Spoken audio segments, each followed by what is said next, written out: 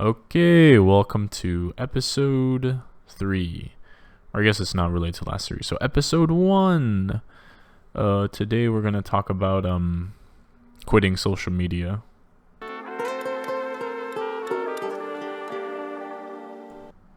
So to recall, in the How I Got into Waterloo software engineering video, there was a point I mentioned about not using social media. And to be honest, this was probably the only advantage I had over other people at the time. I wasn't smart or as hardworking, but I didn't have to be. In this world, your strengths might be decided at birth, but your weaknesses are solely your own choice. And what I'm trying to say is that it is easier to resolve your own vices than to muddle over not having as much as others. I remember I used to work without music and without any distractions, and it's the kind of work where the world just goes quiet and then you look at the clock and it seemed to jump like a couple of hours. Now I realize that that's called flow.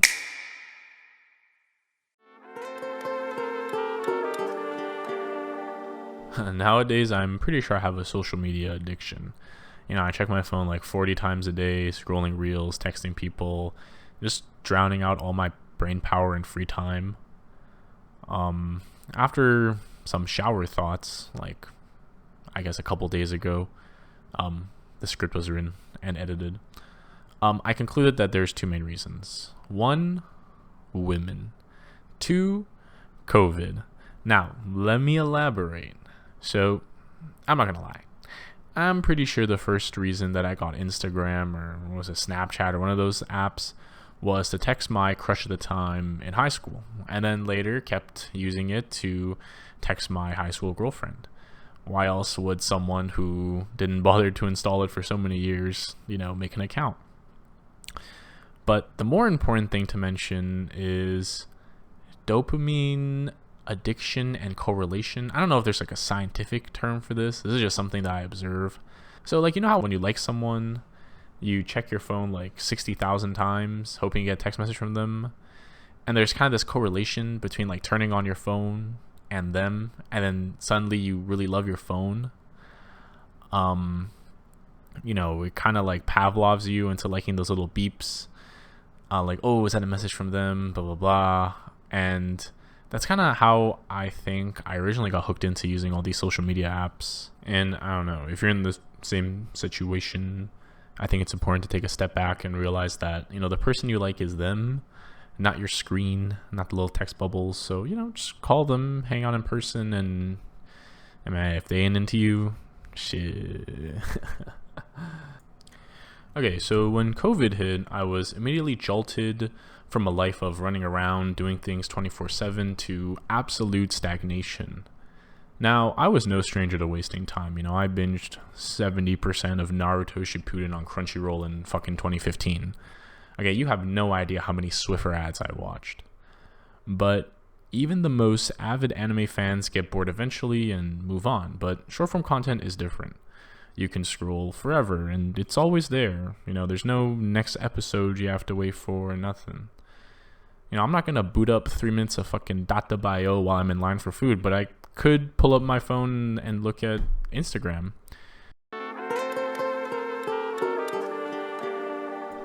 So during those 1.5 years people were stuck inside, I was trying to drown my loneliness in media, and it really fucked up my brain. I started to become super socially anxious and had a hard time differentiating what was on screen and what was real life, because, I didn't have much real life at the time. But ever since then, I realized that my attention span has never really recovered. Through all of university, the only way I got through was by, optimizing what lesser resources I had. I started to hate reading, hate working. I had no problem passing classes, but I realized I'd lost my passion. Look, I don't know if this is just me, but school is much easier than real life. And easy in the sense that effort and rewards are linear in school. If I put in 1 hour of effort, I can see that reflected in whatever mark I get on the quiz. But in real life, it's not so simple. I could sit here and fucking make 10 videos that no one watches. But regardless, I still have to convince myself to learn, improve, and stay focused, stay passionate. You know, anything worth doing in this life is more of a strength of persistence than it is of talent.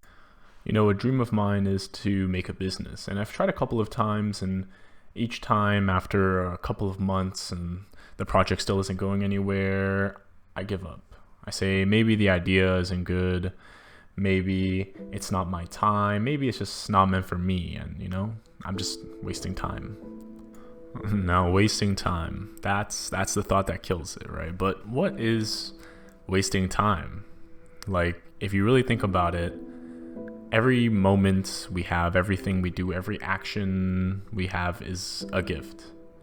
We get to choose to do anything in the world. So why come so many people wake up every day feeling like they dread having to get out of bed, having to live life, interact, when that truly is the greatest thing to do of all?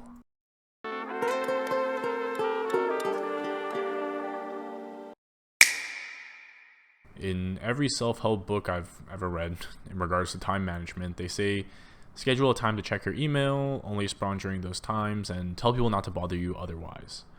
And every time I read a section like this, I think to myself, fucking no one emails me, dog. But then it hit me, you know.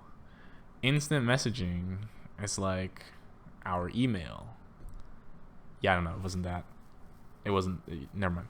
So the point is, schedule times where you respond to messages. You know, take the instant out of instant messaging. Remove all your fucking notifications, blah, blah. Like, these are the times you're available to talk. The tricky thing will probably be communicating this to your friends. But, you know, after a couple weird looks, they'll probably understand. I usually say something like this. You know, if it's an emergency, call me.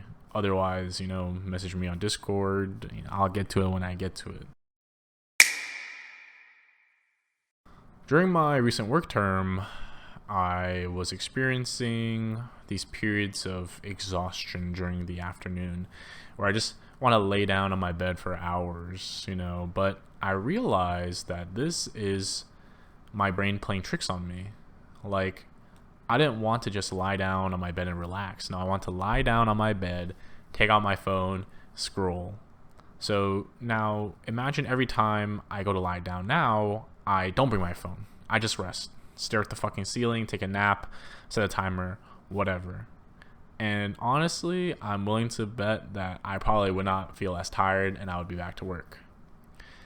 You know, amazing things happen when we're bored, but pointless entertainment monopolizing our dopamine has taken that away. Social media is the one everyone points the finger at, but before that, it was television. And in the future, it might be something else. The point is, if you're tired, rest, but don't delude yourself into thinking that you're worn out when you just want some TikTok time.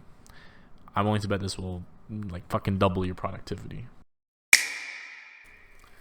Okay, so now let's talk about the how.